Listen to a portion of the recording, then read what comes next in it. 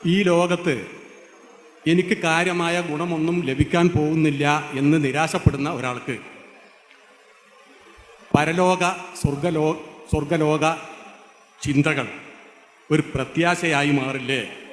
അതുകൊണ്ട് അയാളിലെ വർഗീയ ചിന്തകളും ആത്മരോഷവുമൊക്കെ മാറി ഒന്ന് തണുത്ത് നല്ലൊരു സാമൂഹ്യ ജീവിയായി അയാൾ മാറില്ലേ?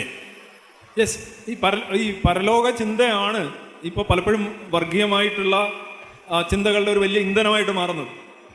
ഇപ്പോൾ നമ്മൾ ഈ പൊട്ടിത്തെറികളുടെ കാര്യം തന്നെ ഒരു ചരിത്രം എടുത്ത് നോക്കുകയാണെങ്കിൽ ഈ പൊട്ടിത്തെറികളുടെ അടിസ്ഥാനം ഈ പരലോക ചിന്തയാണ്. പരലോക ചിന്ത എന്ന് പറയുന്നത് സ്വർഗത്തിൽ ആദ്യത്തെ സ്ഥാനത്തിലേക്ക് ഈ ഷഹീദാകുന്നവർ, ദീനിന്റെ മാർഗത്തിൽ ഷഹീദാകുന്നവർ മാറുന്നു എന്നാണ്.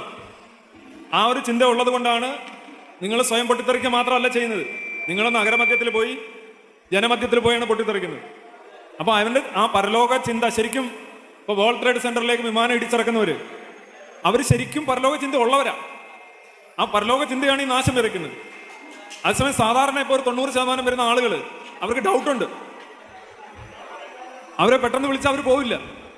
അവർ അവസാനത്തെ കീമോതെറാപ്പിയും കഴിഞ്ഞേ പോകത്തുള്ളൂ. ഇതൊരു ബസ് സ്റ്റേഷനാണ്, കാത്തിരിപ്പ് കേന്ദ്രമാണ് എന്നൊക്കെ പറയുമെങ്കിലും ജീവിതത്തിന്റെ അവസാന തുള്ളി വരെ, അതായത് ഇനി വേറൊരു ജീവിതമില്ല എന്നുള്ള ഒരു ബോധ്യത്തോടെ ഒരു മനുഷ്യൻ ചെയ്യുന്ന എന്തൊക്കെയാണോ, ലാസ്റ്റ് വണ്ടിയാണിത്, വേറെ വണ്ടിയില്ല എന്നുള്ള ബോധ്യത്തോടു കൂടി ഒരാൾ യാത്ര ചെയ്യുന്നതിൻ്റെ അതേ ബോധത്തോടു കൂടിയാണ് മിക്കവാറും മതവിശ്വാസികൾ പോകുന്നത്. അവർക്ക് പരലോക ചിന്ത എന്ന് പറയുന്ന ഒരു ഫിക്ഷനാണ്. ചിലർക്ക് ഒരു ചെറിയ വിശ്വാസമുണ്ട്, പിന്നെ എന്തെങ്കിലും ആവട്ടെ, ബിരിയാണി കിട്ടുന്നെങ്കിലാവട്ടെ എന്നൊക്കെ വിശ്വസിക്കുന്നവരാണ് കൂടുതലും. പിന്നെ ഇതേ കണക്ക് ശരിക്കും വിശ്വസിക്കുന്നവർ അവർക്ക് തന്നെ ഭീഷണിയാണ്, മറ്റുള്ളവർക്കും ഭീഷണിയാണ്. പരലോക ചിന്ത എന്ന് പറഞ്ഞു കഴിഞ്ഞാൽ മതഭീകരതയുടെ പ്രധാനപ്പെട്ട ഇന്ധനമാണ്.